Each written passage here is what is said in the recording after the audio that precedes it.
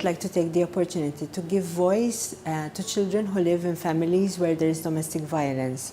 I would like to talk about what is the impact of domestic violence on their lives in the short term and in the long term. I would also like to speak about what is the impact on their lives.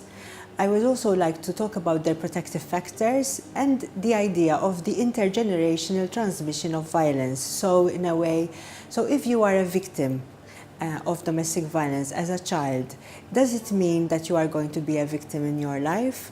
Or if you are a boy, for example, does it mean that you're going to perpetrate violence when you grow older? So from my research, women who have talked about their experiences when they were children talk about memories as young as 2 or 3 years old of them as children remembering how they were trying to protect their mothers from the assault of their father. So in a way, if we think that because children are young and they are protected, they don't know what is going on, we are actually wrong. Or for example, if we think that because they are not in the room where the assault happens, they don't know what is going on. Children listen behind doors.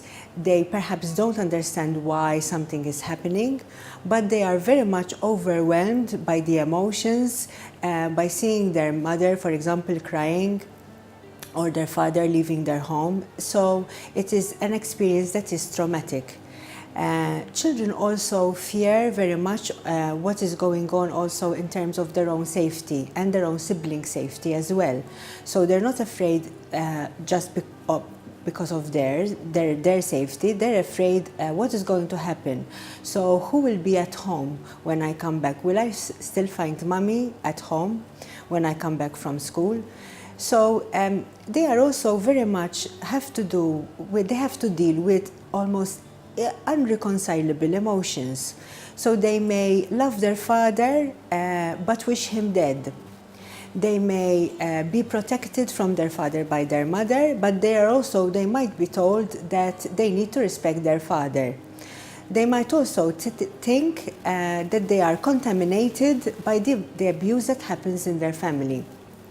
And they actually, in my research, they use the word contaminated.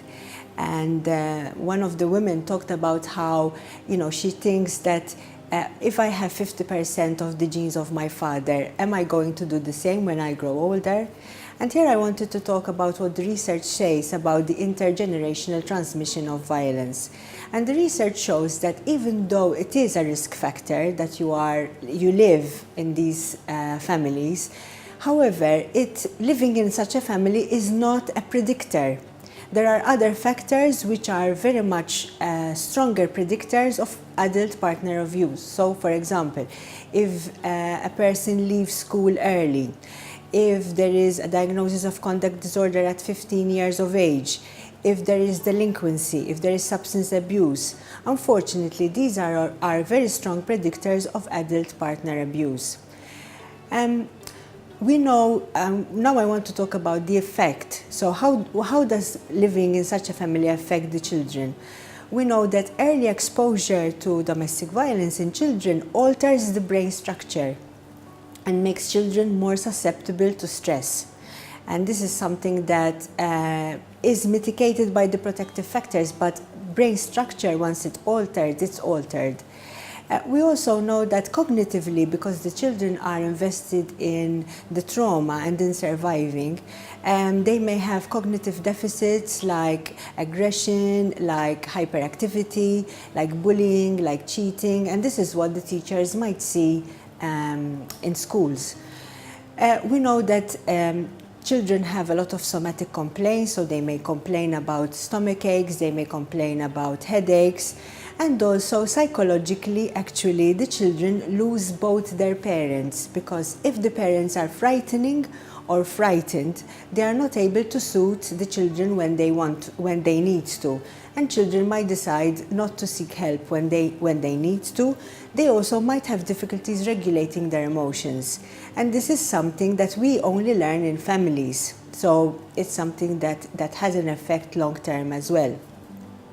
Unfortunately, children who live in these families are also at risk of being directly abused themselves. We know, have very high percentages, between 20 to actually 70%, that where there's domestic violence, there is probably abuse as well of children. So, in these situations where there is so much trauma, what are the protective factors? And I think it's very important that children and adults who grow in such families know about the protective factors. We know that mothers who manage to have a warm, nurturing relationships with their children are really investing in the future of their children. We know that parents who manage to monitor their children, especially when it comes to adolescents, that's also a protective factor. Having a positive climate at school, and that's very good, and having a good relationship with a teacher. So these are all very positive things that we all can invest in.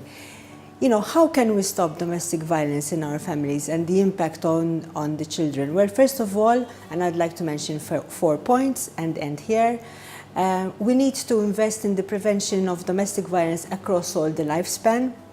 I didn't talk about elder abuse, but this elder abuse happens as well across the lifespan. And we know we have evidence out there, even from the World Health Organization, about programs and strategies that are evidence-based that actually can stop violence. We need to intervene early. So we need to screen, we need to ask questions. I think professionals don't ask questions about domestic violence because we are afraid, because we are concerned, because we wouldn't know what to do. We also need to engage with children. I think not put them in a position where they have to report because they will feel disloyal to their family, but we need to help them navigate these very difficult experiences. We also need to engage with men as perpetrators and as fathers as well. And finally, we need to consolidate the services that are there for women, to support children and fathers as well.